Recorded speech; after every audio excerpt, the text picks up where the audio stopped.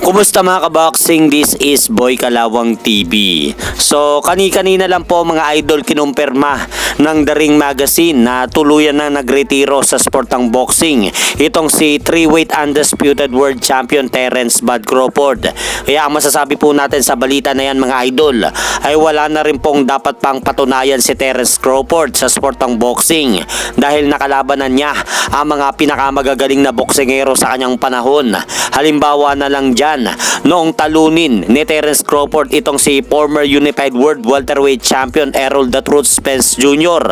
noong taong 2023 sa mismong prime nito.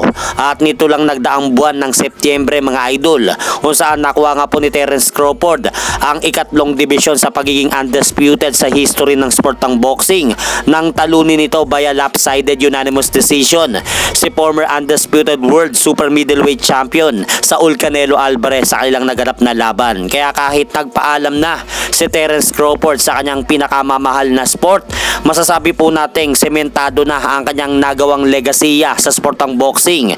At idagdag pa dyan mga idol, yung kinita na napakalaking salapi ni Terence Crawford sa kanyang huling laban kontra kay Canelo Alvarez. Sa ngayon, dahil sa nagretiro na si Terence Crawford mga idol, ay mawawala na rin po sa kanya ang bisa na pagiging undisputed world super middleweight champion dahil bibitawan na niya ang mga titulo sa 168 pounds. Kaya paglalabanan na lang po yan ng number 1 at number 2 sa ranking ng super middleweight division. Pero ang pagkakalam ko po mga idol, nakarang pa rin po ang pangalan ni Canelo Alvarez sa tatlong majoring sanctioning body sa super middleweight division. Kaya mahahawakan pa rin po ni Canelo Alvarez ang tatlong titulo sa super middleweight division kahit hindi na matuloy ang rematch nila ni Terence Crawford sa susunod na taon.